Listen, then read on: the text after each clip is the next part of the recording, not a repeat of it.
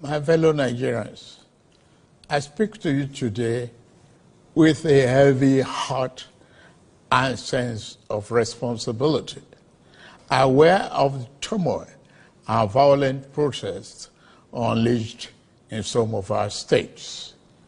Notably, among the protesters were young Nigerians who desired a better and more progressive country where their dreams, hope, and personal aspiration will be fulfilled.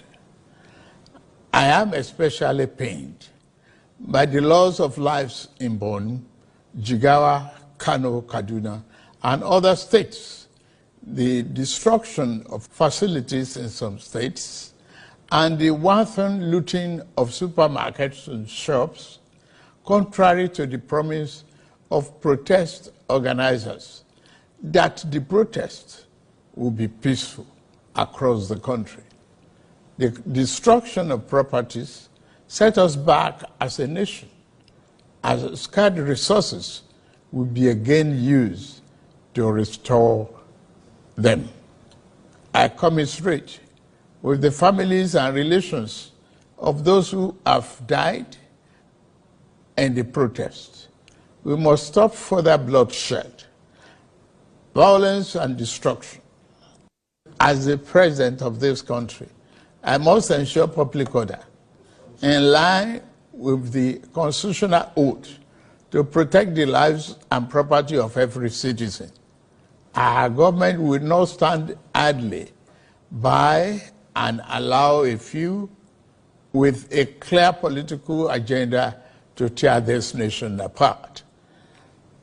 Under the circumstances, I hereby enjoin protesters and the organizers to suspend any further protest and create room for dialogue, which I have always acceded to at the slightest opportunity. Nigeria requires all hands on deck and need us all, regardless of age, party, tribe, religion, or other divides, to work together, reshaping our destiny as a nation.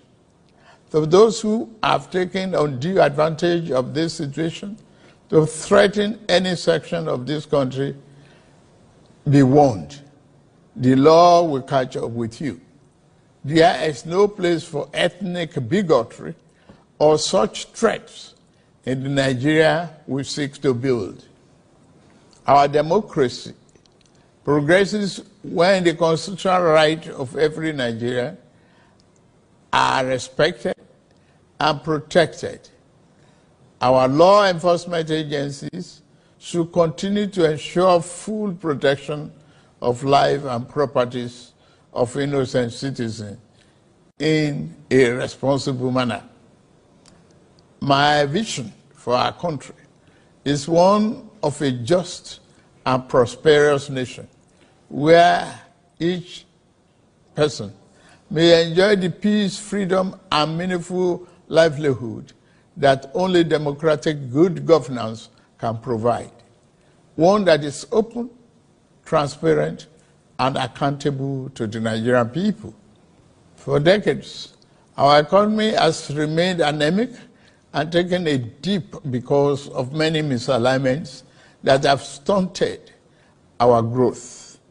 Just over a year ago, our dear country, Nigeria, reached a point where we couldn't afford to continue the use of temporary solutions to solve long-term problems for the sake of now and our unborn generations.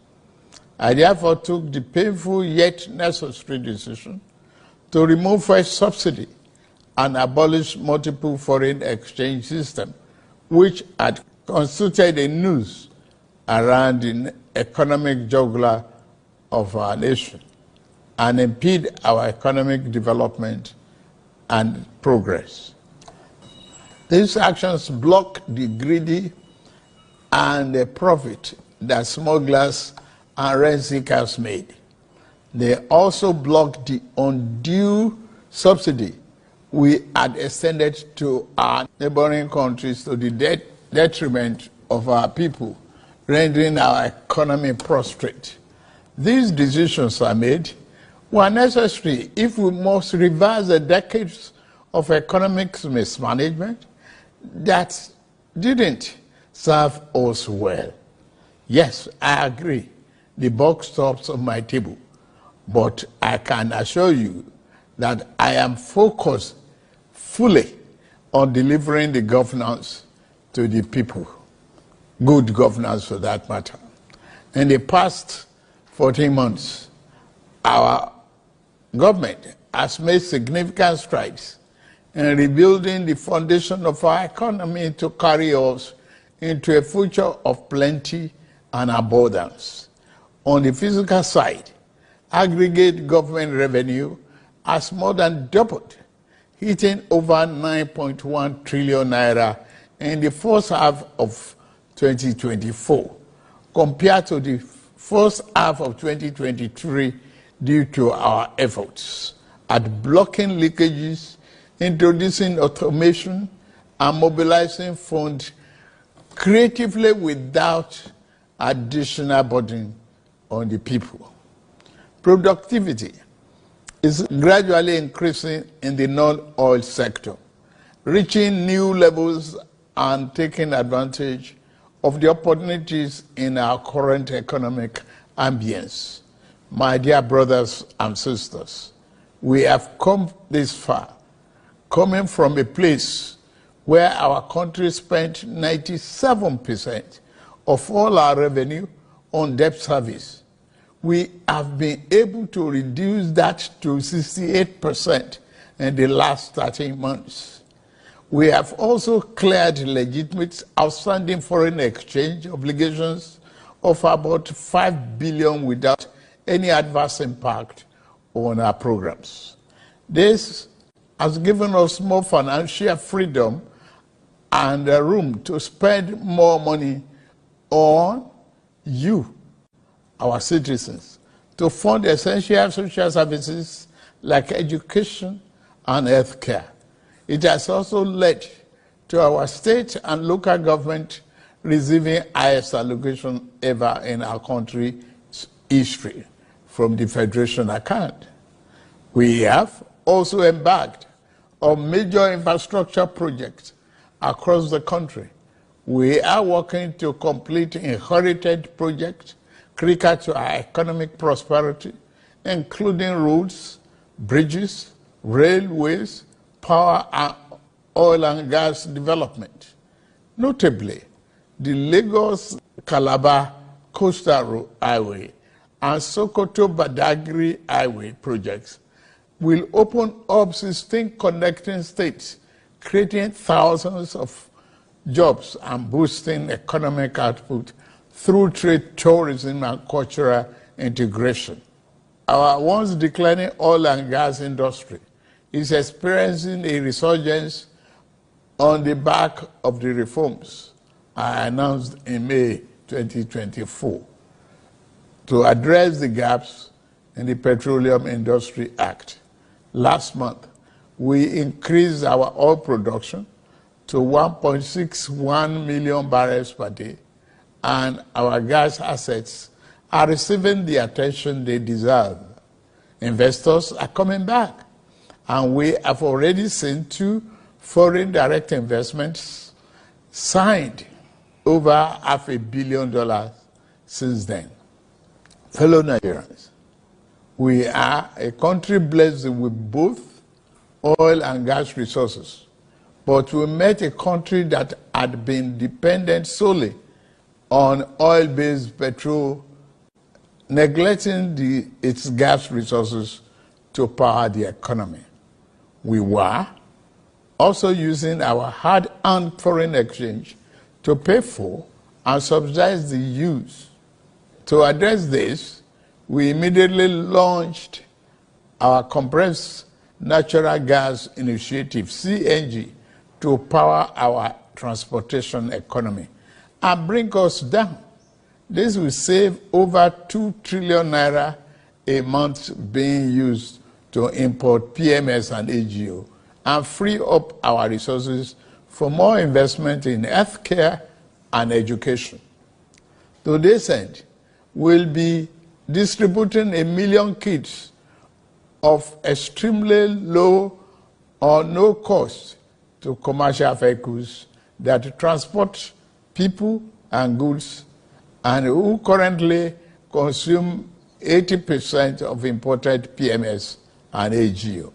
We have started the distribution of conversion kits and setting up of conversion centers across the country in conjunction with the private sector. We believe that this CNG initiative will reduce transportation costs by approximately 60% and help to curb inflation. Our administration has shown its commitment to the youth by setting up the student loan scheme. To date, 45.6 billion has already been processed for payment to students and their respective institutions. I encourage more of our vibrant youth population to take advantage of this opportunity. We established the Consumer Credit Corporation with over 200 billion to help Nigerians to acquire essential products without the need for immediate cash payment, making life easier for millions of households. This will consequently reduce corruption and eliminate cash and opaque transactions. This week, I ordered the release of an additional 50 billion naira, each for NEL Fund, the student loan, and Credit Corporation for the proceeds of crime recovered by the EFCC.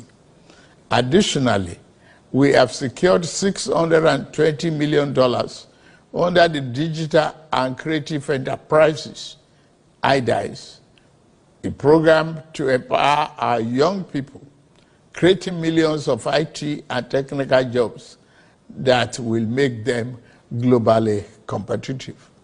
This program, including the 3 million technical talent scheme, unfortunately, one of digital centers was vandalized during the protests in Kano. What a shame. In addition, we have introduced the Skill Up Artisans Program, SUPER, the Nigerian Youth Academy, NIA, and the National Youth Talent Export Program, NATIP. Also, more than 570 billion has been released to the 36 states to expand livelihood support to their citizens, while 600,000 nano businesses have benefited from our nano grants. An additional 400,000 more nano businesses are expected to benefit. Furthermore, 75,000 beneficiaries have processed to receive our 1 million micro and small business single-digit interest loans starting this month. We have also built 10 MSME hubs within the past year, created 240,000 jobs through them, and 5 more hubs are in progress, which will be ready by October this year. Payment of 1 billion each also have been made to large manufacturers under our single-digit loan to boost manufacturing output and stimulate growth. I signed the national minimum wage into law last week, and the lowest earning worker will now earn at least 70,000 naira a month. 6 months ago in Kasana, Abuja, I inaugurated the first phase of our ambitious housing initiative, the Renew Hope City and Estate. This project is the first of 6 we have planned across the nation's geopolitical zones. Each of these cities will include a minimum of 1,000 housing units, with Kasana itself set to deliver 3,212 units. In addition to this city project, we are also launching the Renew Hope Estate in every state, each comprising 500 housing units. Our goal is to complete a total of 100,000 housing units over the next 3 years. This initiative is not only about providing homes, but also about creating thousands of jobs across the nation, as well as stimulating economic growth. We are providing incentives to farmers to increase food production at affordable prices. I have directed that tariffs and other import duties should be removed on rice, wheat, maize, sorghum, and drugs, and other pharmaceutical medical supplies for the next 6 months, in the first instance, to help drive down the prices. I have been meeting with our governors and key ministers to accelerate food production. We've distributed fertilizers. Our target is to cultivate more than 10 million hectares of land to grow what we eat. The federal government will provide all necessary incentives for this initiative, whilst the state provide the land, which will put millions of our people to work and further increase food production. In the past few months, we have also ordered mechanized farming equipment, such as tractors and planters, worth billions of naira from the United States, Belarus, and Brazil. I can confirm to you that the equipment is on the way. My dear Nigerians, especially our youths, I have heard you loud and clear. I understand the pain and the frustration that drive these protests, and I want to assure you that our government is committed to listening and addressing the concerns of our citizens. But we must not let violence and destruction tear our nation apart. We must work together to build a brighter future where every Nigerian can live with dignity and prosperity. The task before us is a collective one, and I am leading the charge as your president. A lot of work has gone into stabilizing our economy, and I must stay focused on ensuring that the benefits reached every single Nigerian as we promised. My administration is working very hard to improve and expand our national infrastructure and create more opportunities for our young people. Let nobody misinform and miseducate you about your country or tell you that your government does not care about you. Although there have been many dashed hopes in the past, we are in a new era of renewed hope. We are working hard, and the result will soon be visible and concrete for everyone to see, feel, and enjoy.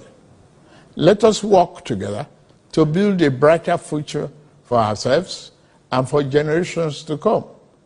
Let's choose hope over fear, unity over division, and progress over stagnation. The economy is recovering. Please, don't shut out this oxygen. Now that we have been enjoying democratic governance for 25 years, do not let the extremists of enemies of democracy use you to promote an unconstitutional agenda that will set us back on our democratic journey. Forward ever, backward never. In conclusion, security operatives should continue to maintain peace, law, and order in our country, following the necessary Convention on Human Rights, to which Nigeria is a signatory. The safety and security of all Nigerians are paramount. Thank God and thank you for your attention. And may God continue to bless our great nation.